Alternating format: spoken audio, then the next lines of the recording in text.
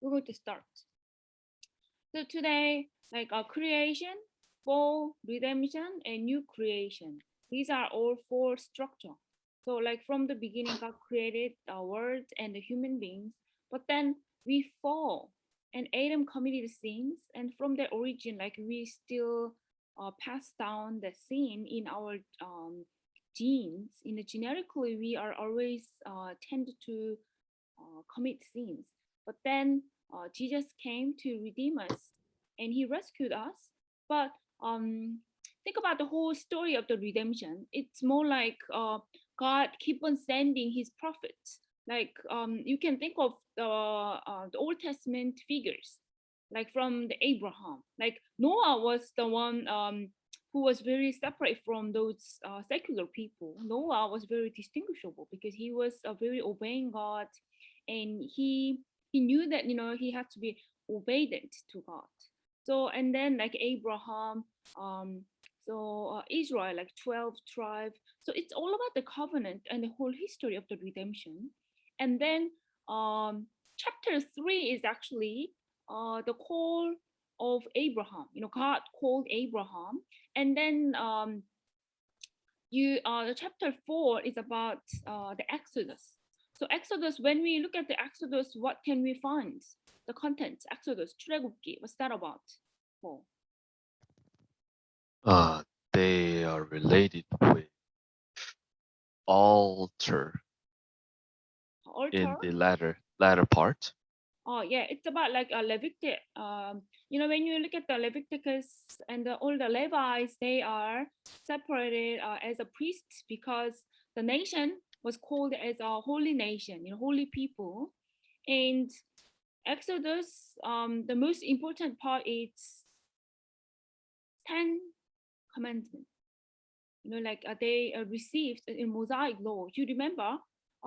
So in Moses, he was called to lead all that Israel people out of the Egypt. So when we look at the whole history of the redemption, so from the Abraham and the Exodus, the Moses and the other prophets, they were all called, but they were finite. Finite, that means 불완전한. So they are imperfect. So that's why Jesus was sent, consummate, 완성시키다, consummate all that redemption process. So here, when we read the story of the New Testament, it's correlated to the Old Testament, but at the same time, we can see God's whole grand narrative, grand narrative of the whole mission is all connected. It's not like the separate story, but like when God created the universe from the beginning, he said, he looked at all the creation and he said it was good to him. And after the fall, God has to redeem his people and his creation. So as you see, the Romans chapter 8. Anyone can read Romans chapter. I'm going to read.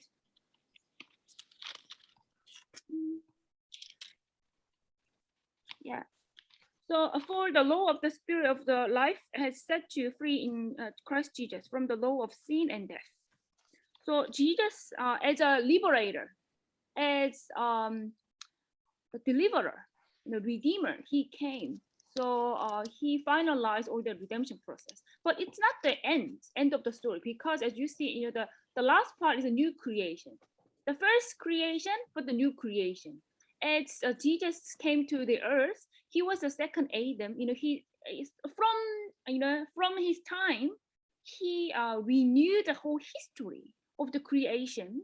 And then when he comes back as a second, when he comes back as a Messiah, the second coming one, then the time of the judgment, the day of the judgment, the people who believes Jesus, they were all redeemed, and then God is going to restart creation. So that's all about the revelation. And when you look at Isaiah, you see all the new heaven and new earth. Like, for behold, I create new heavens and a new earth, and the former things shall not be remembered or come into mind, but be glad and rejoice forever. in that which I create, for behold, I create Jerusalem to be a joy and her people to be a gladness. So God is going to rejoice Jerusalem. Jerusalem was committed sin, and then as you see in the, because we've been through all that prophets, minor prophets, right? So we're going to finish it in the Malachi, but this week we're going to deal with Micah, Migasa. So the whole of the story, the prophet, they are giving a warning, right? Like, so Israel keep on sinning against God, but later the Jerusalem, for forsaken and abandoned one because of their sins, who all redeemed. So the Jerusalem and the Israelites, not only the Jews, ethnic Jews, Hebrews, but plus all the Gentiles and pagans, they were all redeemed. That's the whole history. So we're going to see then, where are we? That's the key point. So why and what was it made Christianity a missionary faith from the very start? So people sometimes think that, like, oh, Christianity, maybe like people who have that faith in Christianity, like they don't really have to share their faith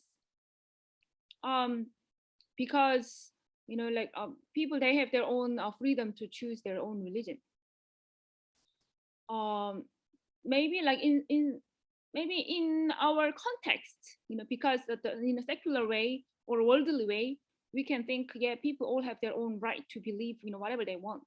But from the beginning, God created the world, and then his mission, his purpose, every human being should know, not only Christian. So at least we've got to share this good news and the whole redemption story. It's not just fairy tale. It's a real fact and history. So Christian mission start with the Great Commission. When we open the Bible, like the last chapters of the Mark, Luke, and Matthew and John, like all those 4 gospels, they're all finished with the Great Commission. What's the Great Commission, Juhe? What's the Great Commission? To speech the mission. The gospel. Yeah. So when, just for example, the Matthew 28, that's the chapter, last chapter, and the Great Commission 18 through the 20, I'm going to read. And Jesus come and said to them, all authority in heaven and on earth has been given to me. Go therefore and make disciples of all nations, baptizing them in the name of the Father and of the Son and of the Holy Spirit, teaching them to observe all that I have commanded you. And behold, I am with you always to the end of the age.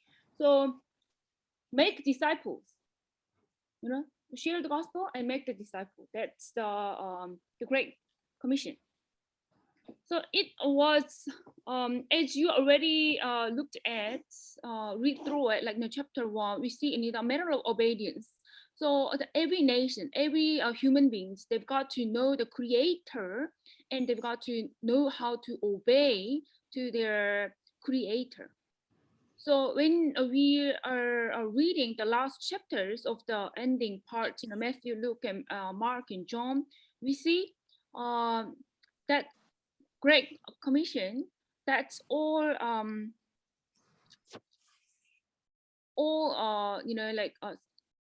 applicable, to everyone.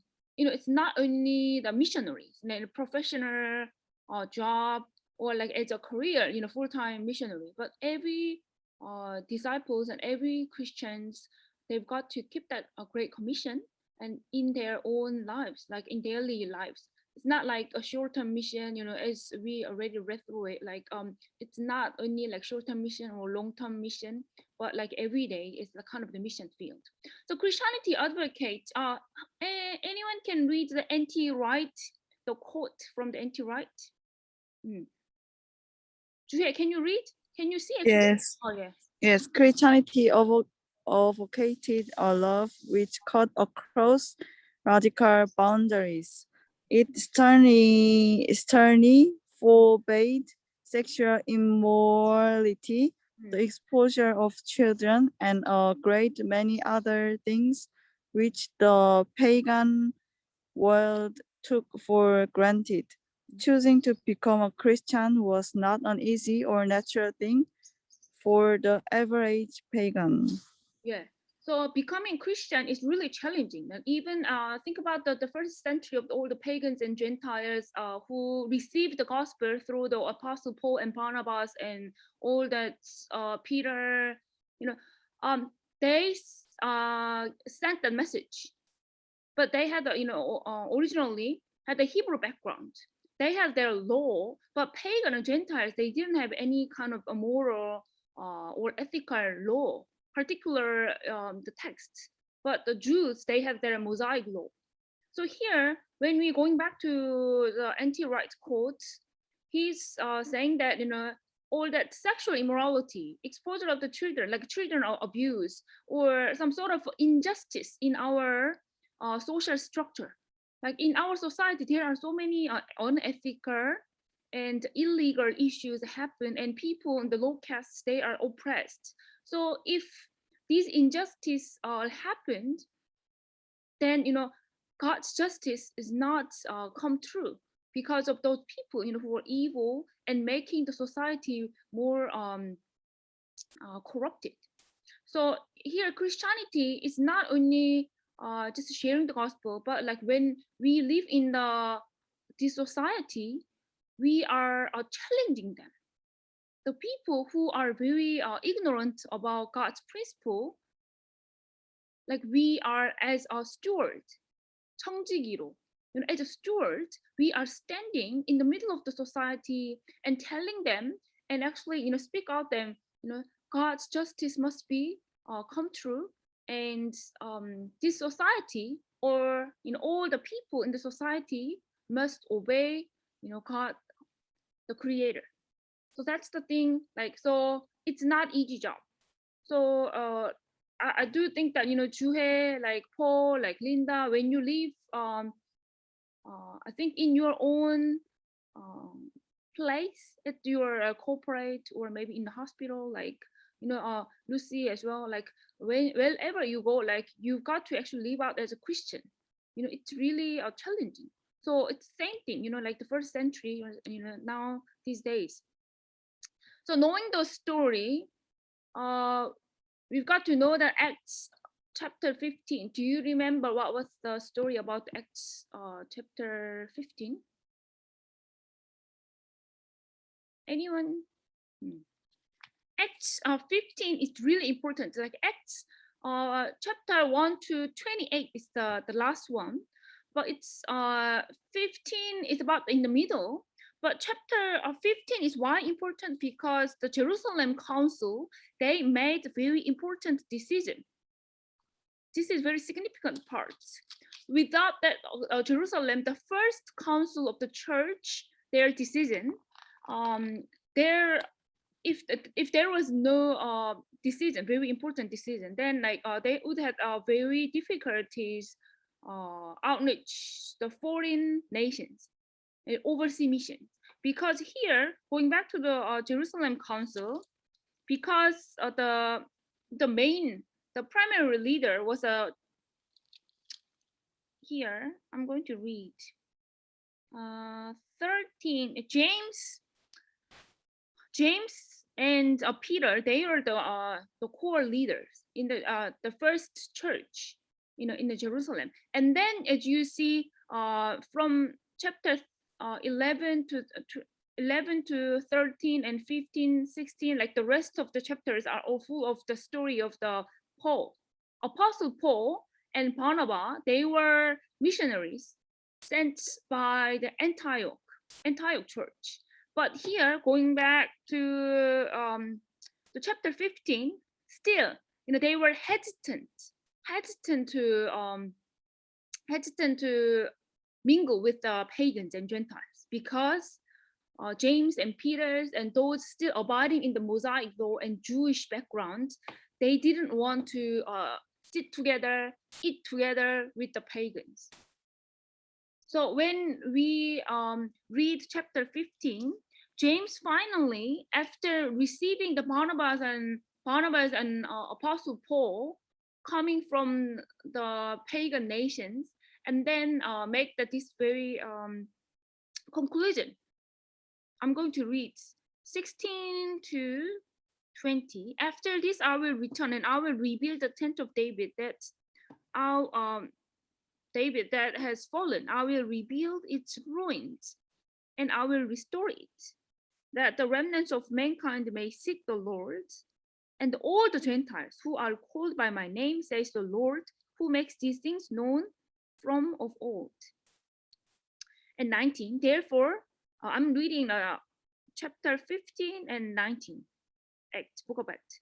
Therefore, my judgment is that we should not trouble those of the Gentiles who turn to God, but should write to them to abstain from the things polluted by the idols, and from sexual immoralities, and from what has been strangled, and from blood. For from ancient generations Moses has had in every city those who proclaim him, for he is read every Sabbath in the synagogues. So there are three things. First, do not serve the idol. Do not serve the idols. You know, so that actually make you polluted. And second, avoid sexual immorality. What's the second? First, do not serve other gods. Do not serve idols. You know, do not give offerings or bow to the idol. That was the first thing. And second, avoid sexual immorality. And the last one is do not shed the blood. Do not shed the blood and then eat that with the blood. So it's kind of the core thing in the Leviticus, Leviticus. So don't defile yourself, by serving the other gods and committing the sexual immoralities on your body, in your body, and then eat the dirty, the things with the blood. So like three things are abstained, and other than that, it's okay. No circumcision and no Mosaic law reading or receiving or keeping all sorts of Mosaic law, because there are so many hundreds of the daily routines. The Jews, they abided in their Mosaic law, but the Gentiles, they didn't have to keep all the details of the Mosaic. So only three things, so knowing the story, that part. So knowing the story is the one of the sub-chapter in the chapter 2. So Jews, as they were those first believers, knew the story they were in, but the pagans had no idea, because they don't know about Abraham, Moses, and no prophet. They never really heard about those things. But because Jesus came and he restarted the story for all human beings, not only for Israel, like all the pagans and Gentiles, they were all accepted, embraced in Jesus. So now, Amos chapter 9, so quoting the Amos chapter 9, 11, verse 11 and 12.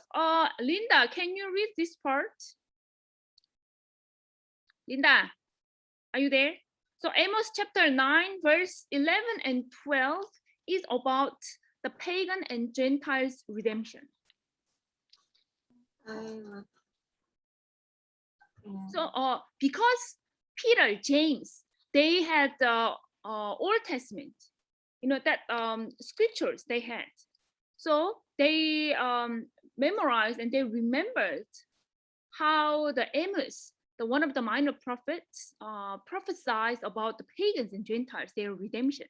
So he's quoting from the Old Testament and saying in James his own speech. So let's read Amos chapter 9. Yeah, can you read, Linda? 11, 12. I just read actually, but just kind of to repeat because you don't know about the background.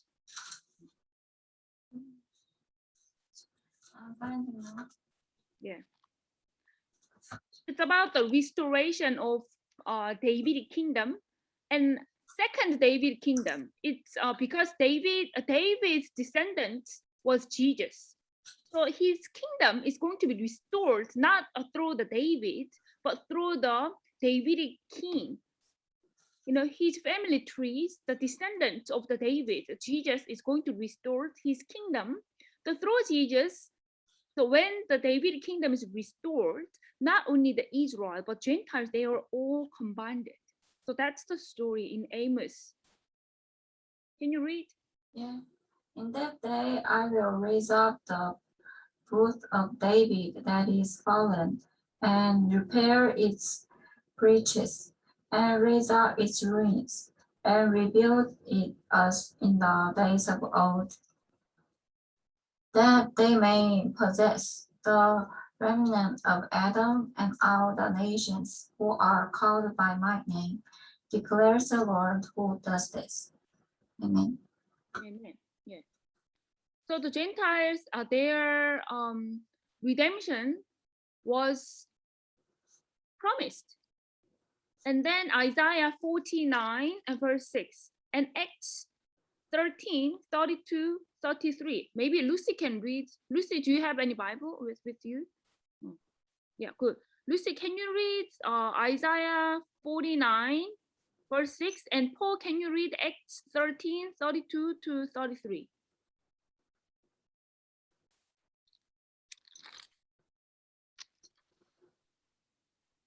Anyone who got the verses first and read?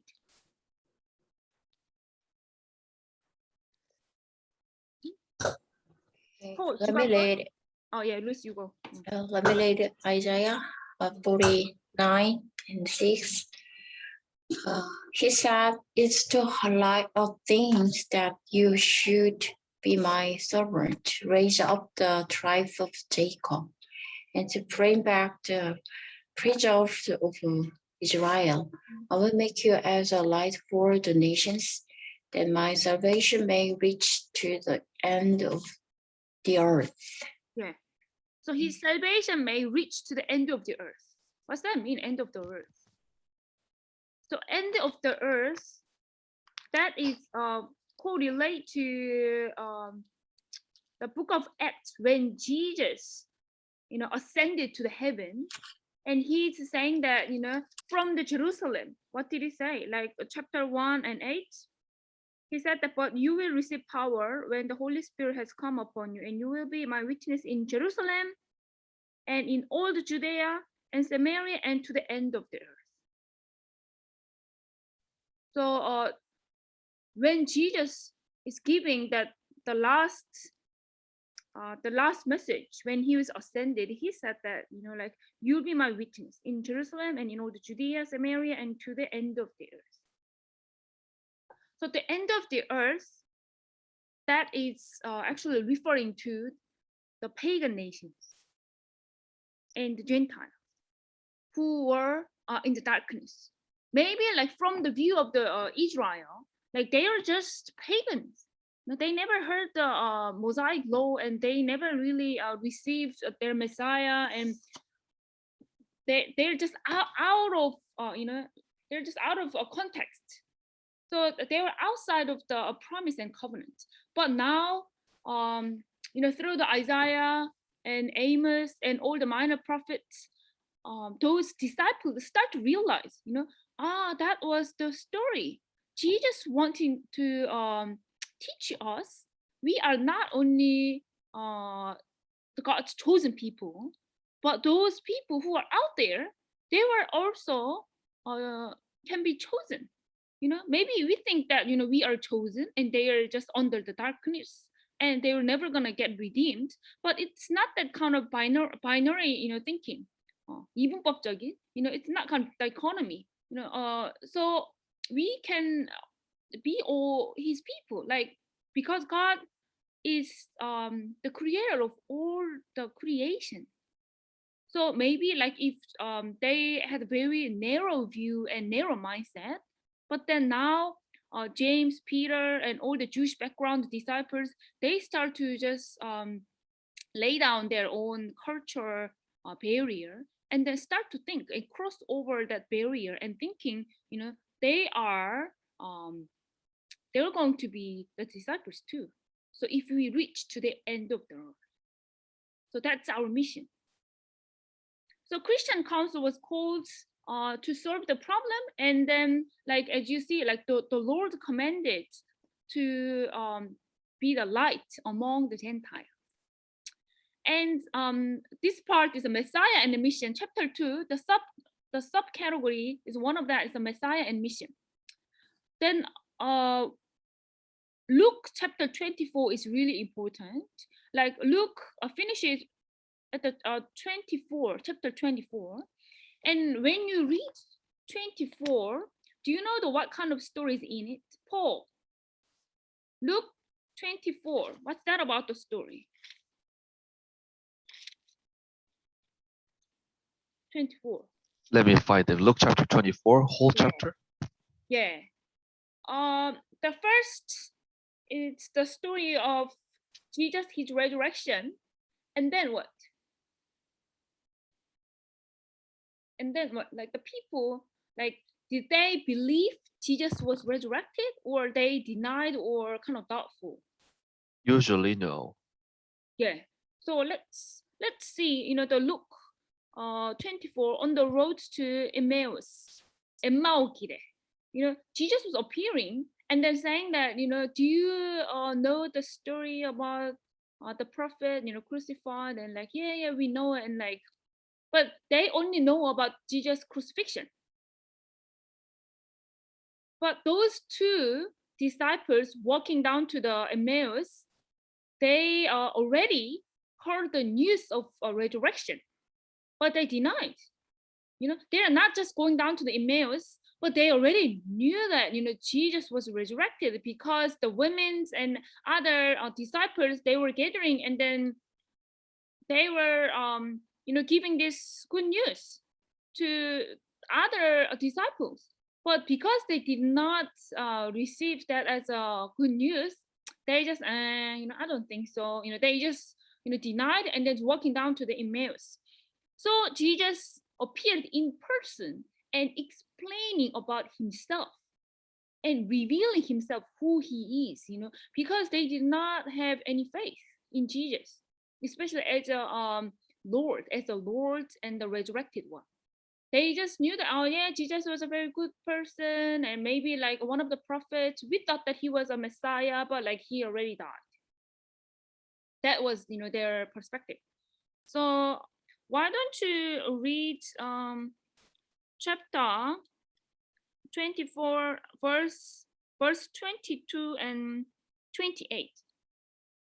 Paul, can you read Luke? Yeah, 22, 28 verse.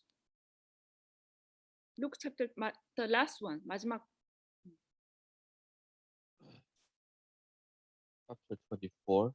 Yeah, 24. It starts with moreover. Moreover, verse is. Maybe 21, maybe from the 21. But we had hoped that. Okay. Sorry. But we had hoped that he was the one to redeem Israel. Yes, and besides all this, it is now the third day since these things happened. Moreover, some women of our company amazed us. They were at the tomb early in the morning, and when they did not find his body, they came back saying that they had even seen a vision of angels who said that he was alive. Some of those who were with us went to the tomb and found it just as the woman had said. With him they did not see. And he said to them, O foolish ones, and slow of heart to believe all that the prophets have spoken. Was it not necessary that the Christ should suffer these things and enter into his glory? And beginning with Moses and all the prophets, he interpreted to them in all the scriptures the things concerning himself. Yeah. So Jesus started to interpret all the prophets and Moses, the story. That means disciples, they could not understand, Jesus was just merely one of the prophets. They hoped that Jesus was a Messiah, but because Jesus died, they lost all their hope. That was the situation at that time.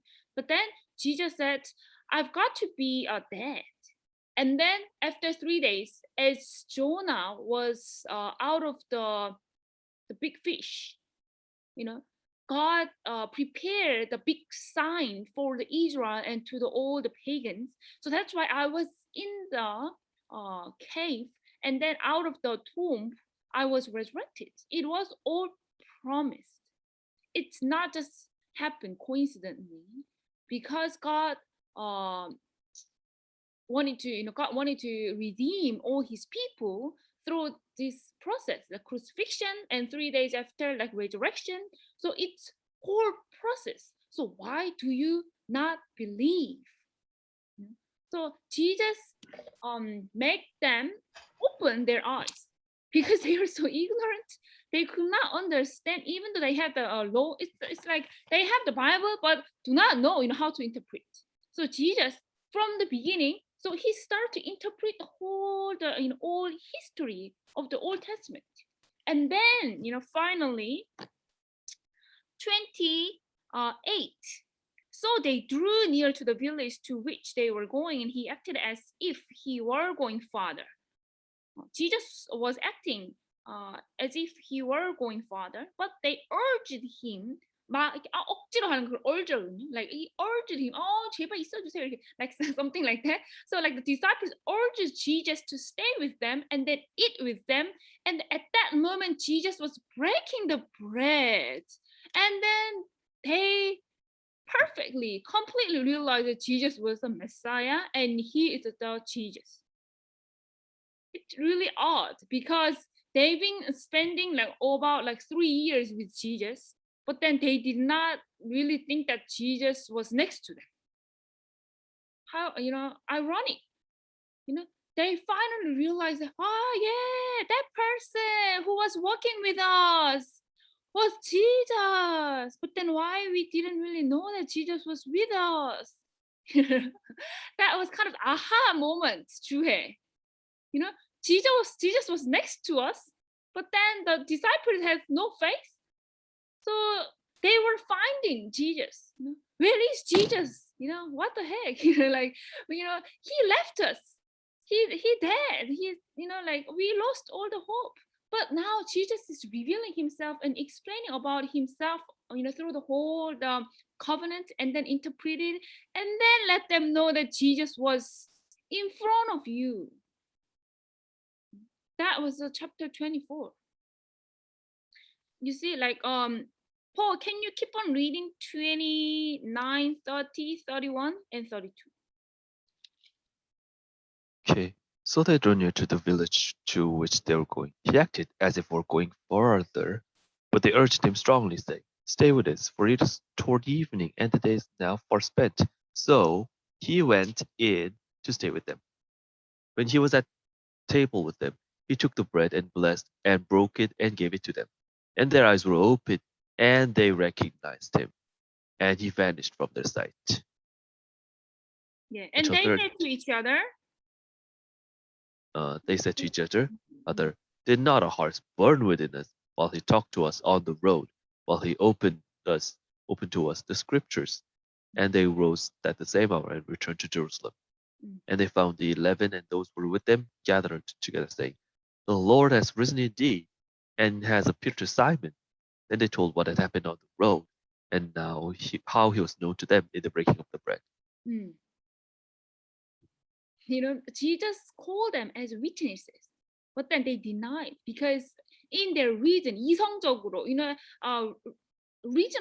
that's not reasonable, so they did not really want to receive. So they thought, Jesus died. But how come a person can be resurrected? Then, they met Jesus in person, and then they were all changed, because they recognized Jesus was right there in front of them, and their life was totally changed, and they were actually on their way to the Emmaus, but then they returned and going back to the Jerusalem. They found their mission.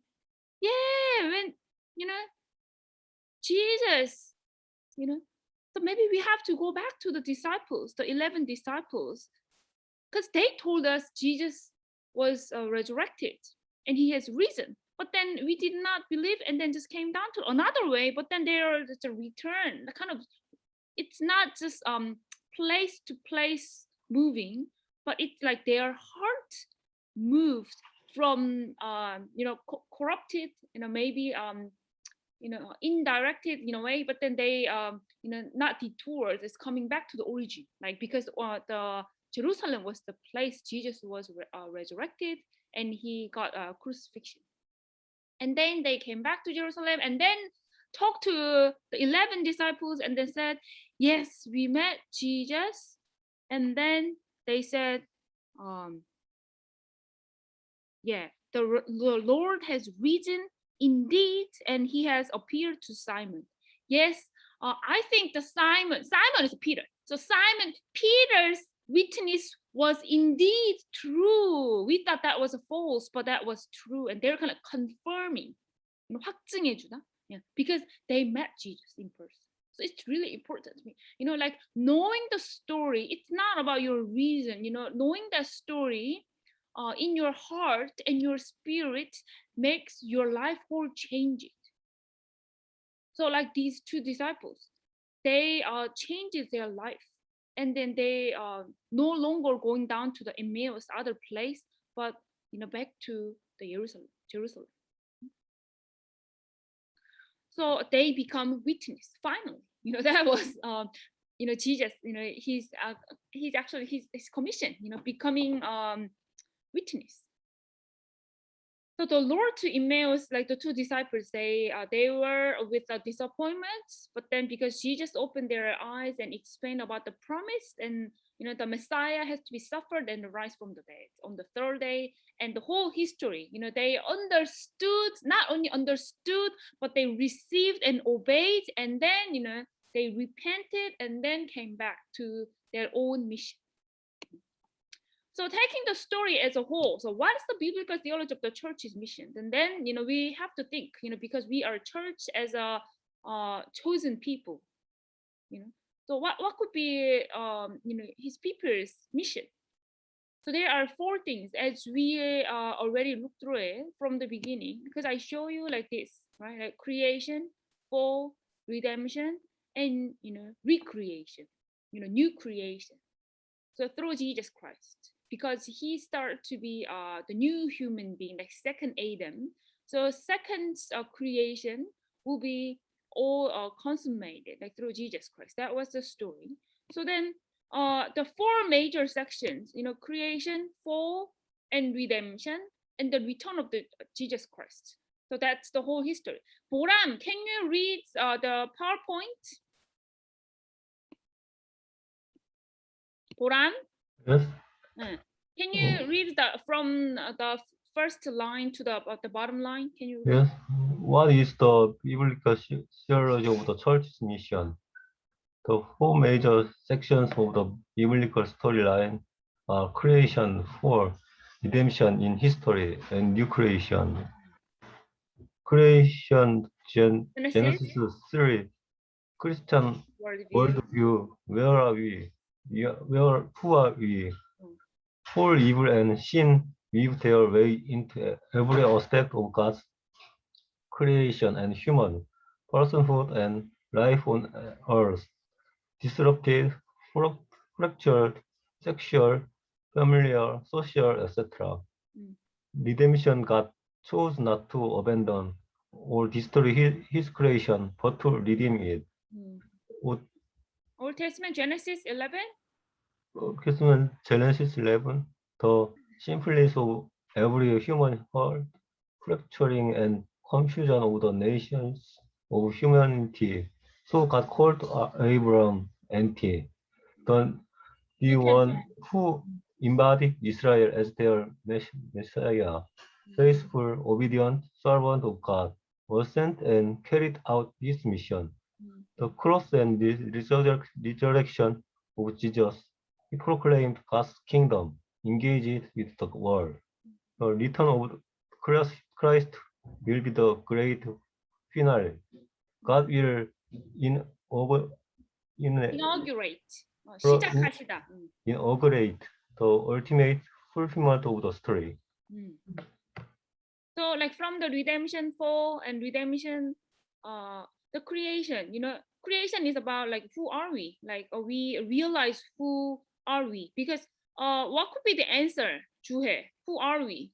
When we were created as God's as God's we were God's created as God's servant, servant, God's people, yeah, God's people person. or children, yeah, Yes. yeah. And I'm going to teach tomorrow about the steward, 청지기, God's 청지기, steward. Because we got we got not only the Great Commission, but we got like cultural commandments. 다스리고 정복하라, control and make the creation bountiful and flourishing.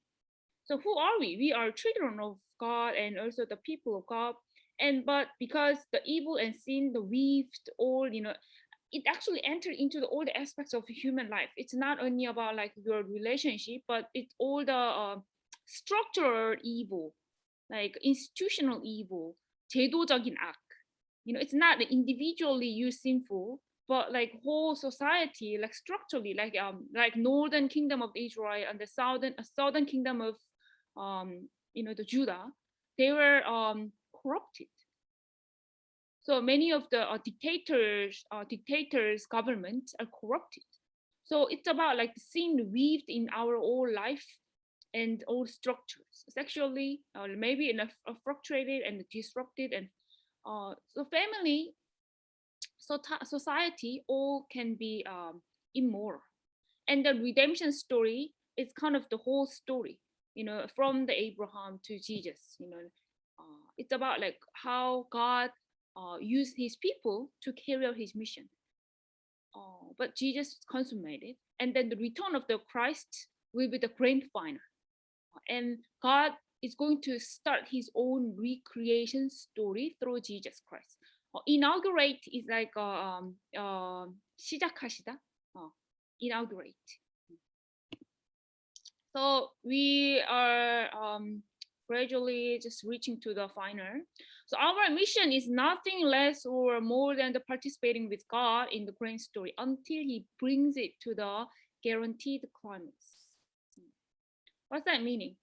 Our mission is nothing less or more, 더 크지도 더 작지도 않는, participating with God in his grand story.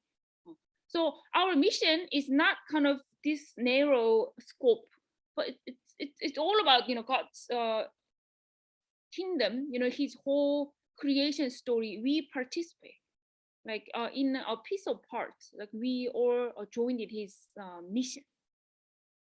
And Jesus, he's going to finish all that his kingdom work, because he's going to come back. So creation provides our foundational values and principles, and then the fall brings us down to the realities. The fall makes us realize how sinful we are. So we have to actually, like in our worldview, we've got to be always balanced, because gospel and the culture, these two axes, 두 가지 축, the two axes are really important. Like in one time we have to think, it's about God's grace and redemption, but at the same time, reality, we are always sinful and making everything is corrupted and fluctuated. So like we have to think, because of our finite human nature, but we have hope. It's not the end of the story, because Jesus, he's going to finalize all the redemption. So we have hope. So we have to, keep going, bringing two parts together. So the fall and the redemption. And then it's going to be all inaugurated by God's own, his kingdom story, the later. So the Old Testament shows us the scope of God's redeeming purpose, working out in a specific history and cultural context and models for us in amazing details and the kind of the practical responses that please God. And in incarnation and cross and resurrection. So it's all about the Jesus story, right? So that enables us to experience and share the power of true reconciliation love, hope, peace, and to seek the atoning redemptive work of God, even in the most apparently irredeemable human situation. It's actually impossible from a human's perspective, but Jesus, he did. So indeed, it is possible, like from Jesus, his perspective. So the Bible is the story of the mission of God, how God, in his sovereign love, has purpose to bring his sinful world of his fallen creation to the redeemed world of his new creation. So when we look at actually of the Bible, it's not the separate story, the piece of the story, but it's kind of the grand narrative of God's redemption story. So like the God's redemption story, like what was the first? Puram, what's the first? I'm going to give you a quiz. What's the first? I told 4. You have to remember. Chapter 2, these are the key. What's the first? Puram. Creation. Yeah. And Juhe, what's the second? 4. 4. Lucy, what's the third? Redemption. Redemption. Linda, last. New creation. Yeah. Can you memorize? Creation, 4, redemption, new creation. Creation, 4, redemption, new creation. So when you have some chance or opportunity to share the gospel to other people around you, then please remember, when you share, first you talked about creation, and then 4, and then redemption story, and then new creation.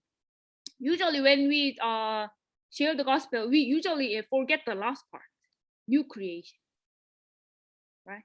But because we have hope, this is not the end of the reality. This is not the end of the world, So the world, the new world, the new creation will come.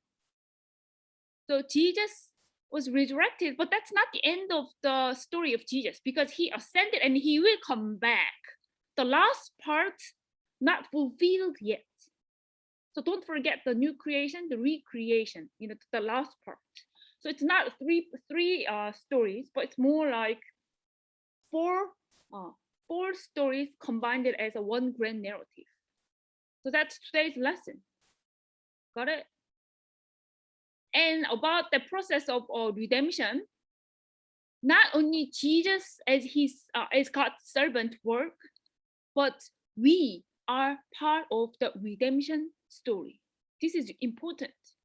If we are not a part of the story of the redemption, then the disciples, think about the first century, like all the Jerusalem, Antioch, like all the pagan disciples, but they were not written in the Bible. We are God's 등장인물, God's main characters, in his whole history. Like now we are living in a 21st century, but the first century, Peter, James, John, and they were lived, in that century. But about like 2,000 years later, we live in the 21st century, but we are the part of God's redemption history. So just peace, So we are just doing our best. But when we are deceased, but maybe the others come and they're going to take their part. But later, at the end of the story, everyone who believed Jesus will all resurrected and will taste this new creation. So application. Those are the application when you read the chapter, the chapter. Always at the last, there are some questions. It's kind of the relevant questions of application. So Juhe, can you read? Yeah, Juhe, can you read the blue colors? And Lucy, can you read the black colors? Prior to reading this chapter, how Relevant. relevant were the QT for your understanding of the church's mission? OT is the Old Testament. OT, yes. OT, Old Testament. OT. How your views has been impacted by the content of this chapter in the light of the whole Bible story as it summarizes in the chapter. How would you summarize the gospel in more narrative form? What suggestion can you make to help churches to become more motivated for mission by having better understanding of the story we are in? So prior to reading this chapter, how relevant? Yeah. Do you think that Old Testament is more relevant? Because people usually think that, Old Testament is Old Testament, New Testament, New Testament, But when we read the story of the book of Acts, all the sermons of James and Peter, they quote, 인용하다, in their sermons. And when they make decisions, they all quote from the Old Testament and prophets, because they knew that, they knew that how to interpret those Old Testament stories. So do you think that the Old Testament is more relevant after you learn this chapter? Yes or no? Juhye, what do you think? How relevant? Relevant is more like 관련되다. 예를 들면 Old Testament가 얼마나 더 관련된 것 같습니까? 교회의 미션과 관련되어서.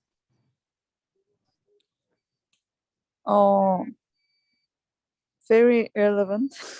Yeah. In what ways? 어떤 점에서 그런 것 같아요? 우리 지금부터 이제 한국말로 할까요? Because you have to actually share your application. Yeah. Good. And plus, can you stop the recording, please? Yeah. Thank you for reminding me.